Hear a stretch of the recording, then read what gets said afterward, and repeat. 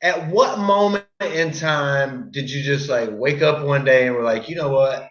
Fuck this shit. I'm going to put a boot on my head and I'm just going to start preaching the gospel of Vermin Supreme. Tell me about that. Well, it didn't happen all at the same time. I can tell you that. My political awakening happened. I was living in Baltimore for quite a while because rent was cheap, and it had a great art scene and a great original music scene. And I was doing bookings and promotions for a couple nightclubs, and that's where I initially became Vermin Supreme. And originally it was all club owners and booking agents were Vermin, and I was the Vermin Supreme, and all that. But doing that particular job, it got me knowing a lot of the people and meeting the people. And so as I was starting to burn out on Baltimore, before I totally burned out on it, I was just looking for something to do. And I decided that I would run for mayor of Baltimore. And so I made that declaration while I was drinking beer at some bar one night. And that was that. I didn't think too much about it. And then I really burnt out on Baltimore. But it was at the same time that the global peace march for nuclear disarmament rolled through town. It was a march of people that came from LA that were on their way to DC, and they just appeared in Baltimore one day. And when I saw this, I was so impressed. There was 5,000 people on board. They had like all this mechanical equipment moving the march down the road, semi-trailers hauling their tents and belongings, and kitchen trailers and kitchen prep trailers and porta potty trailers and water trailers and school buses that was functioned as actual schools. This place had its own zip code. It was an amazing thing to see this many people mobile, walking down the road for a political purpose. And that's what really woke me up as to the possibilities. And so then there was a spin-off group, a smaller group called Seeds of Peace. And they had a porta potty truck, a kitchen truck, a water truck, and some other things to haul it with. And we started doing different political marches against nuclear weapons, pretty much, down in Florida and Michigan. And that's where I met my wife. And then we started traveling the country, attending the rainbow gatherings. You know the rainbow gatherings? You had mentioned that you were a rainbow anarchist, and I'm assuming that this has something to do with that. Yes, it does. The rainbow gatherings are a free assembly. They are a temporary autonomous zone that occurs every year in a national forest. Usually the first week in July, with a week setup and a week breakdown.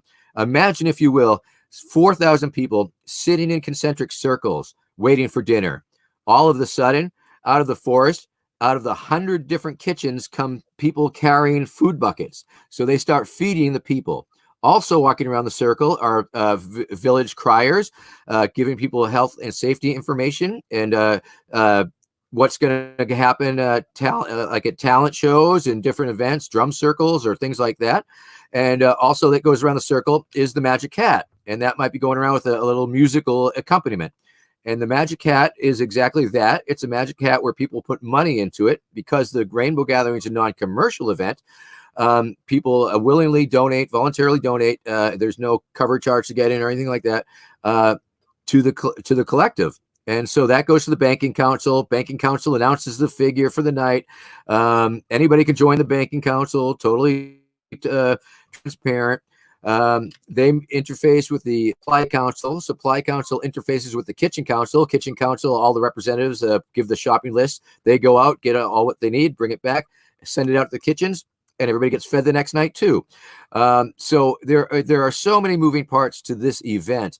There are shitters to be dug. There's firewood to be chopped. There are kitchens to be built. There are ovens to be made out of mud and stones. There is just so much going on here. And the only reason that anything gets done at all is because people see the need for something to get done, come together and make it happen. And that is nobody's in charge. There are no leaders. Decisions are made by council and consensus. And so this is sort of where I learned anarchy and what anarchy is in real life. And also, it's where I learned to be a clown. So for the first several years, I was like doing a lot of stage work and running the talent shows, and being a goofball on the trail, and being how stupid and silly I could be. And then after several years, I discovered that not one of the functions that we also provided was security. And of course, it's essentially boils down to a glorified camp counseling situation, but it is a lot of crisis intervention. Things can go wrong there. Sometimes bad shit happens, and we have to be on top of that and respond to it. And we're all about restorative justice, ideally. And if it's something that we can work out in a council and figure out how to, make the person who's been wronged to feel right, we go for that. And so one of the other things that's a security agent thing at these events is we offer escorts to the police, not sexual escorts, no, but like actual physical escorts. And we walk with the cops, it's sort of cop block essentially. And so early on, I found myself, spending an 8-hour shift walking with like 10 cops from all these different states around the gathering. And so I was able to bring my humor and my clowning into that situation. I could make fun of the cops, have fun with the cops, while propagandizing the cops and trying to contextualize and make them understand what they were seeing in the way I wanted them to see it, and keep them out of trouble and keep the hippies out of their face and them out of the hippies' face and all that shit. And so that's where I picked up that skill. And I was able to bring that skill out into the political demonstrations because, of course, I was also doing political demonstrations at the Nevada nuclear test site and this type of thing. And so I was able to use my clowning and my peacekeeping skills from these peaceful situations on the streets, and sort of become this force for good in a way, and being able to de-escalate very tense situations out in protest world. If you're at a protest, a lot of times you're going to see a police line, and you'll see the protesters, and there's this space between them, and it's essentially a no person's zone. And it's a vacuum, and anything could happen there. And sometimes it does. It's just a matter of time. A cop could take a cheap shot with pepper spray, or a protester could, rush a cop or something stupid, and things could start to get out of control. And so I found as an individual that I could simply walk into that space and essentially take it over, to own that space by using my bullhorn and a calm voice, and telling jokes and giving out safety information to the crowd to help them avoid panic, just sort of things like, walk, don't run, what to expect if they're pepper sprayed, and how to deal with it.